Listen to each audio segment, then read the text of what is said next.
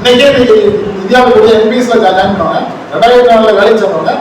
இன்னைக்கு அவங்களுடைய பங்களிப்பு தொகை, அரசாங்கத்துடைய பங்களிப்பு தொகை அதெல்லாம் கணக்கீடு பண்ணோம்னா இன்றைக்கு அந்த தொகையானது 14% மேற்பட்ட வளர்ச்சி. தமிழ்நாடு அரசாங்கம் கொடுக்கிறது 7.1% தான். அது பிக்ஸடா கொடுத்துருக்காங்க. அதுவுமே நம்மளோட பணத்தை கொண்டு போய் எல்ஐசியில் போடுவதன் மூலமாக 6.5% எல்ஐசி இந்த அரசாங்கம் தேவை. 0.6% அரசாங்கம் கூடுதலாக வைத்து நமக்கு 7.1 கொடுத்துட்டு இருக்காங்க. ஆக அந்த அடிப்படையில் எந்த விதமான புரிதலும் இல்லாமல் தலைவர்கள்,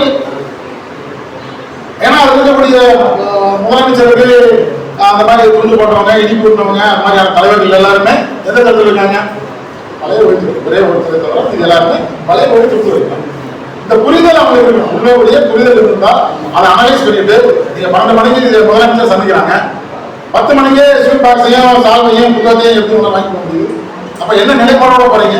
இன்னும் நமக்கு கிடைச்சிருக்க தகவல் என்னன்னு கேட்டா, அந்த கூட்டம் முதலமைச்சர் சந்திப்புக்கு 2 நாட்களுக்கு முன்பாகவே இவர்களாக போய் சொல்லி, நீங்களா அறிவிச்சுன்னா எங்களுக்கு கௌரவம் குறைஞ்சு போயிடும், நாங்க வந்து ஒரு ஸ்டேட்டஸை மெயின்டைன் பண்ணணும், ஒரு இமேஜை கிரியேட் பண்ணி வச்சிருக்கோம், நீங்கள் அழைக்கிற மாதிரி அழைங்க, நாங்க பேச்சுவார்த்தை வர மாதிரி வரோம் சொல்லி அதன் அடிப்படையில் முதலமைச்சர் சந்திக்கலாங்கிற பேச்சுவார்த்தையை ஒப்பந்த அடிப்படையில் தான் சந்திப்பினுடைய முடிவில் முதலமைச்சர் அறிவித்தோடனே குறைந்தபட்சம் என்ன சொல்லலாம், உடனடியாக போராட்டத்தை ஒத்திவைக்கிறேன்னு சொல்லலாம்.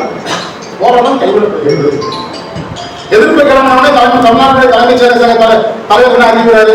இந்த திட்டமானது சபலை பகுதி போல இருக்கிறது, அதுக்கு போசாக்கு அளிக்க வேண்டும் அவர் சொல்லக்கூடிய வார்த்தை. நிதித்துறையில அவர் எப்படி செக்ரட்டரி இருக்கக்கூடிய அவர் சொல்ற சபலை பிள்ளையா இருக்கு. இந்த சபலை பிள்ளையா இருக்கக்கூடிய திட்டத்துக்கு நீங்க எப்படியா ஆக ஒவ்வொரு பாராட்டு தெரிவிச்சீங்க? அறிக்கை மேல அறிக்கை நிறைய